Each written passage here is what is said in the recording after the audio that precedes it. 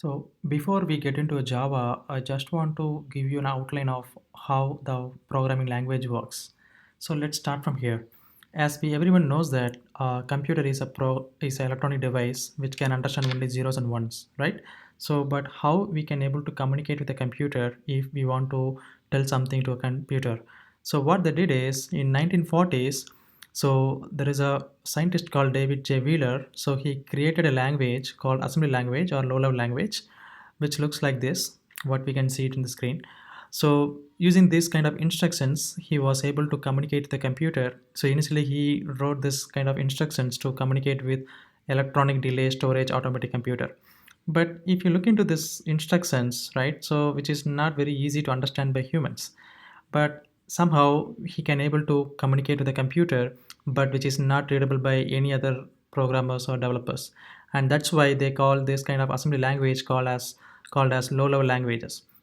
Now let's look into deeper into this. So let's say if I want to add two numbers, so using assembly language we have to write assembly instructions wherein we have to write like store number 1 in memory A and store the number 2 in memory B and add the contents of A and B and then store the results. But typically if you look into this program, it looks like this. The assembly language, whatever we have written, the instructions will be converted into a machine code by a software called assembler. Basically, assembler is the one who converts the assembly language instructions into a machine code. Machine code is nothing but zeros and ones. So finally, these zeros and ones machine code can be processed by a processor, which can be done in a straightforward. So now, if you think about it, we have to write a list of instructions or assembly instructions in order to make a computer to work on some particular task. But it is not easy for everyone to do it because assembly languages are not easy to read by a human. So that's why in 1970s, so they developed a language called high level language, where basically these high level languages are developed based on assembly language. So let's say here I'm taking an example of C language. So C language is one of high level language wherein instead of writing so many instructions in assembly language, we can write in a single statement, let's say printf of a plus b, which does the same thing. So here we can see that. So if I write printf of a plus b in C language, we have a concept of compiler, which is a separate software for C language, which converts this single statement into the list of assembly instructions.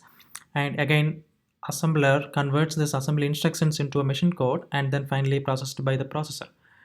But if you see, the language is not consistent, meaning when we have a lot of platforms has been developed, let's say Windows platform, Mac OS, Linux, Unix, there are so many platforms has been developed. So platform is nothing but the operating system plus processor. So there was a huge challenges with these high level languages.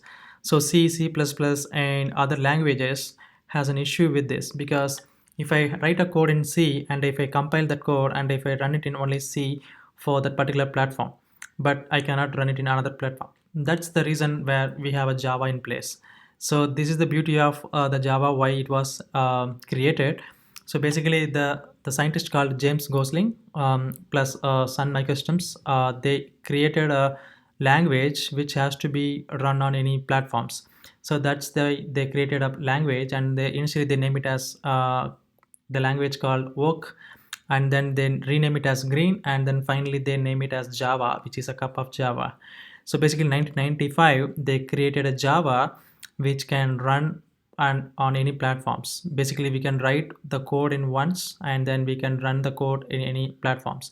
So basically Java is a general purpose high level programming language, which means that Java is not specific to any domain. And when I say high level language, it means like we can able to easily understand the language. At the same time, machine can also able to understand that language. That's why we call it as high level programming language.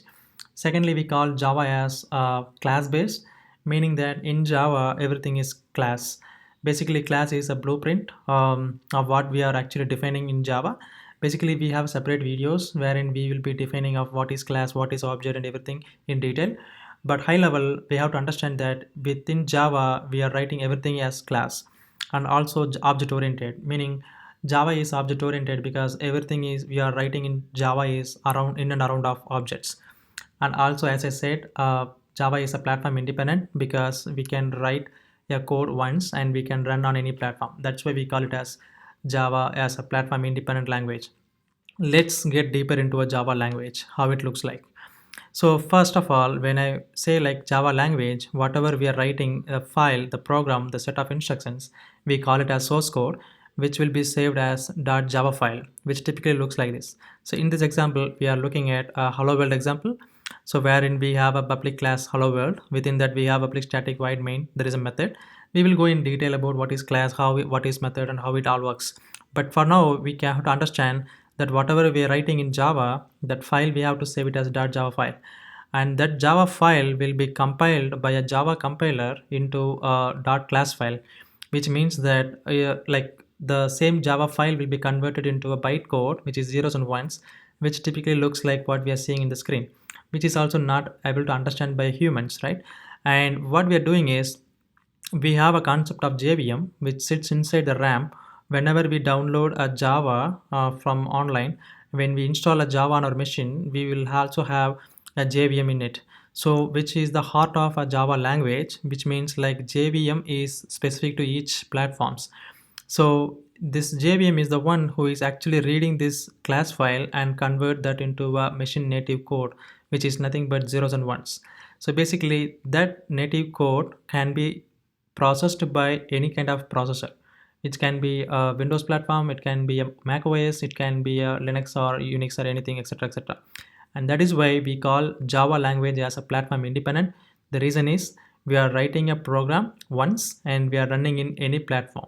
We don't want to use a separate compilers for each platforms to execute the program. So that's why Java is a platform independent language, and similarly Java is we call it as write once and run anywhere, wherein we are using the Java applications in like gaming applications, mobile development, enterprise applications. So we have different editions of Java, wherein like we are having like Java SE, which is mainly for desktop and standalone applications, and we have a J2EE, which is for mainly for web application, wherein we are using like any kind of client and server architecture, where let's say any kind of interaction with the website, whatever we are doing in the web applications, everything we can write it in Java as well. And similarly we have another edition of Java ME, which is micro edition, which is mainly used in setup boxes and mobile applications.